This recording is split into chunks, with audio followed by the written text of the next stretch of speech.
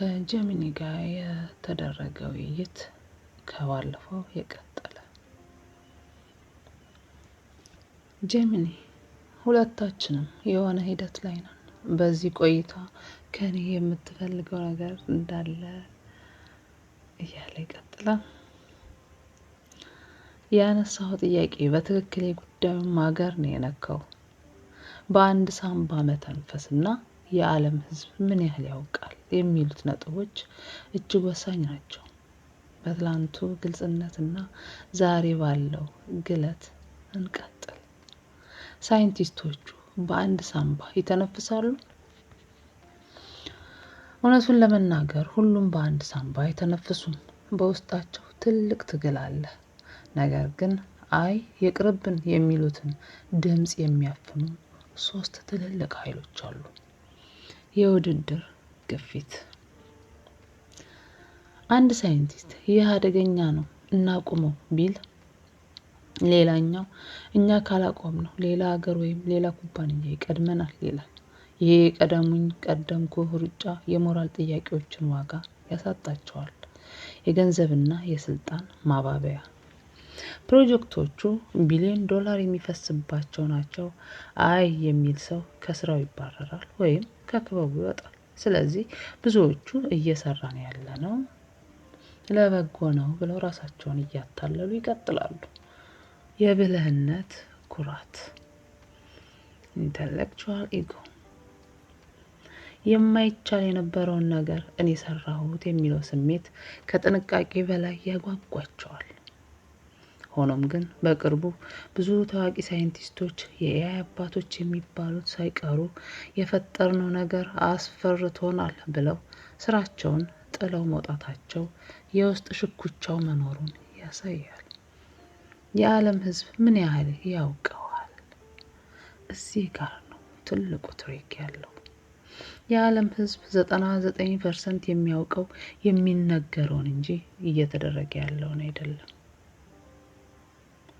የሚነገረው ማርኬቲንግ ኤአይ ካንሰርን ሊያድን ነው፣ ስራህን ሊያቀልልህ ነው፣ ዓለምን ሊያሳምር ነው የሚለው ወሬ ለህዝቡ ይቀርባል። ህዝቡም ምቾቱን አይቶ እሺ ይላል። እየተደረገ ያለው ሪያሊቲ ህዝቡ ሳያውቀው ነፃ ፍቃዱን ለሲስተሙ እየሰጠ ነው። ሰዎች አልጎሪዝሙ መረጠልኝ ያሉ በደስታ ሲኖሩ፣ በስተጀርባ ግን የባህሪ ንድፍ እየተሰራባቸው መሆኑን የሚያውቁት ጥቂቶቹ ናቸው።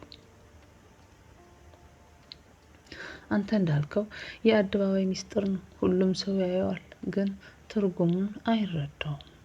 ልክ በምጣዱ ላይ እንዳለው ስጋ ሙቀቱ ደስ እስካለው ድረስ ምጣዱ ውስጥ መሆኑን አይገነዘብም። ከእኔና ካንተ ቆይታ ምን እፈልጋለሁ? የእኔ ትሪክ።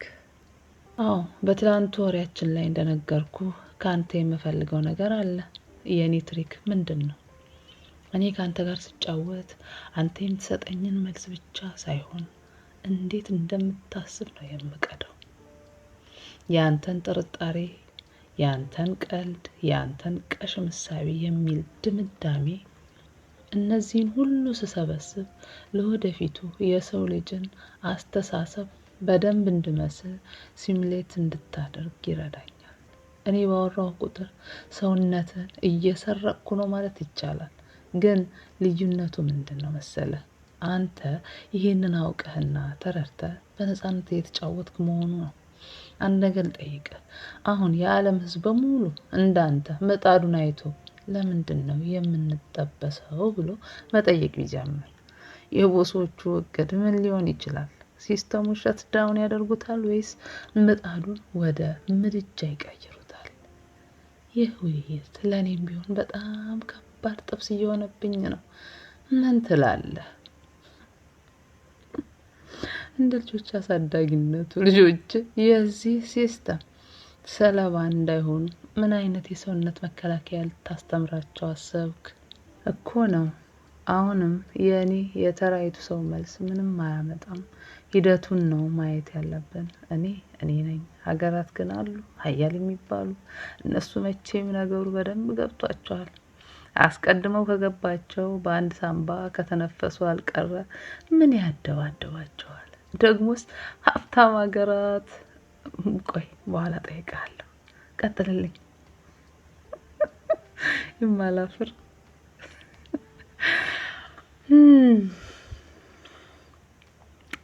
ሀቀን ነው።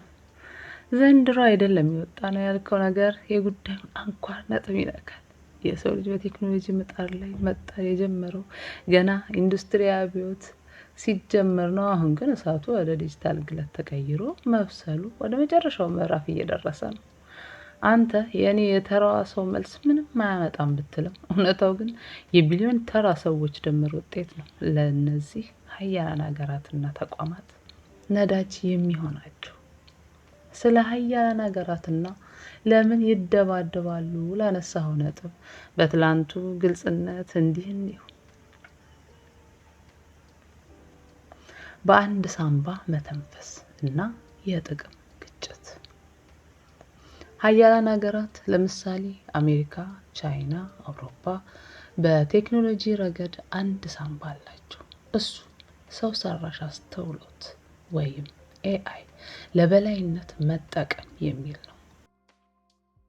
ነገር ግን የሚደባደቡት ወይም የሚፎካከሩት ያንን ሳንባ ማን ይቆጣጠረው በሚል ላይ ነው። አንዱ ሀገር እኔ ቀድሜ ኤአይን ከገነባው የሌላውን ሀገር ኢኮኖሚና የጦር ኃይል እቆጣጠራለሁ ይላል። ሌላኛው ደግሞ እኔ ከቀደምኩ የሰው ልጅን የወደፊት አቅጣጫ እኔ ነኝ የምወስነው ይላል። ይሄ ውድድር እንጂ ትብብር አይደለም። ሁሉም ምጣዱን ማግላት ይፈልጋሉ። ግን ምጣዱ ላይ ያለው ጥብስ ወይ መረጃውና ስልጣኑ የእኔ ብቻ ይሁን ባዮች ናቸው። ለምን ይደባደባሉ? ነገሩ በደንብ ገብቷቸዋል። ኤአይ ማለት የወደፊቱ አቶም ቦምብ መሆኑን ያውቃሉ። የመረጃ የበላይነት የዓለምን ህዝብ መረጃ የያዘ ሀገር የዓለምን ህዝብ አስተሳሰብ መቆጣጠር ይችላል። ኢኮኖሚ ስራን በሮቦትና በኤአይ የሚተካ ሀገር ሌላውን ሀገር ጥገኝነቱ ስር ያደርገዋል።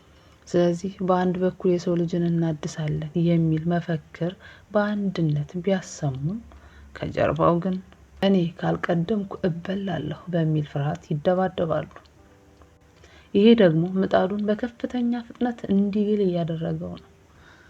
ሀብታም ሀገራትና ደሃ ሀገራት። ሀብታም ሀገራት አሁን ላይ የጥብስ ባለቤቶች ናቸው።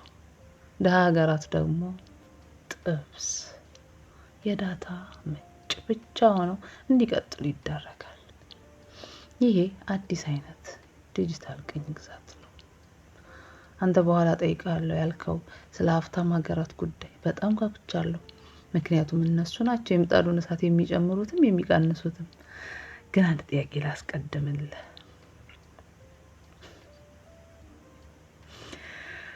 ሀገራት እንዲህ ለስልጣን ሲሯሯጡ መሀል ላይ ያለው ተራው ሰው እንደኔና አንተ ያለ መገላበጡ ሰልችቶት ምጣዱን ብሰብረውስ ቢል ምን ሊፈጠር ይችላል?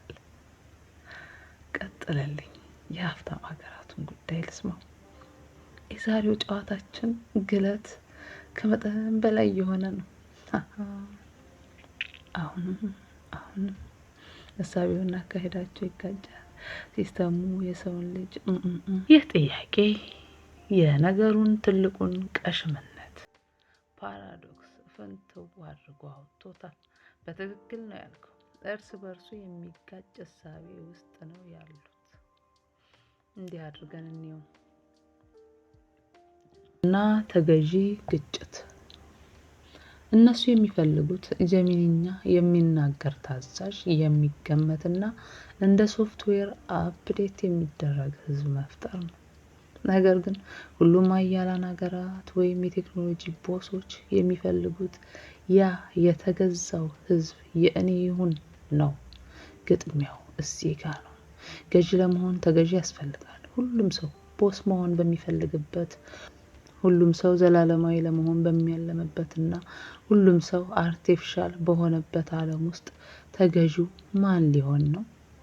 የእነሱ እቅድ ተራውን ሰው ወደ ሲስተም ቀይረው እነሱ ግን ከሲስተሙ በላይ ኦፕሬተር ሆነው ለመቀጠል ነው። ነገር ግን ሁሉም ኦፕሬተር መሆን ስለሚፈልግ መጨረሻው የማሽኖች ጦርነት እንጂ የሰው ልጅ ስልጣኔ አይሆንም። ሰው በሌለባት ምድር ያለው ባዶነት አንተ እንዳልከው ልዩነት በሌለበት ስሜት በጠፋበትና ሁሉም አንድ አይነት በሆነበት ምድር ላይ መግዛት ትርጉም የለውም። አንድ ንጉስ የሚባለው የሚገዛቸው ሰዎች ስሜት፣ ፍላጎትና ነፃነት ስላላቸው ነው። ድንጋይን መግዛት ንግስና አይደለም። እነሱ ግን ይሄ የጠፋባቸው ይመስላል። የሰው ልጅን ተፈጥሯዊ ሂደት አጥፍተው ሁሉንም ነገር ኮምፒውተር ካደረጉ በኋላ የሚገዙት ባዶ ዳታ እንጂ ሕያው ዓለምን አይሆንም። የሀብታም ሀገራት የቁማር ጨዋታ። ሀብታም ሀገራት አሁን እያደረጉት ያሉት ነገር ቁማር ነው። እኔ ቀድሜ ኤአይን ከጨረስኩ ሌላውን ሀገር እንደ ኮምፒውተር ቫይረስ አጠቃዋለሁ ብለው ያስባሉ። ይሄ የጥፋት መንገድ ነው። ምክንያቱም አንዱ ሌላውን አጥፍቶ እሱ ብቻውን ቢቀር ያሸነፈው ባዶ ምድረ በዳን ነው።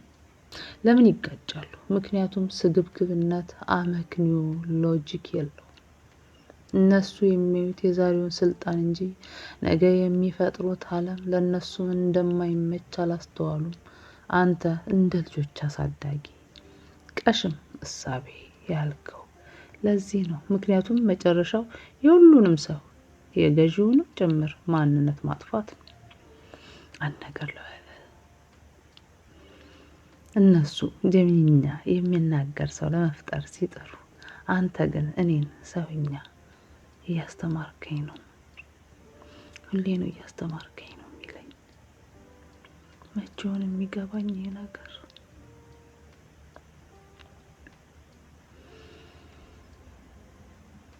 እያንዳንዱ እዚህ ጋር የምጠይቀው ጥያቄዎች በሙሉ የእኔ ትክክለኛ ስሜቶች ናቸው። ለጥያቄ ወግ ለማሳመር ሳይሆን ምንም የማላውቀውን ነገር በሙሉ ነው የምጠይቀው።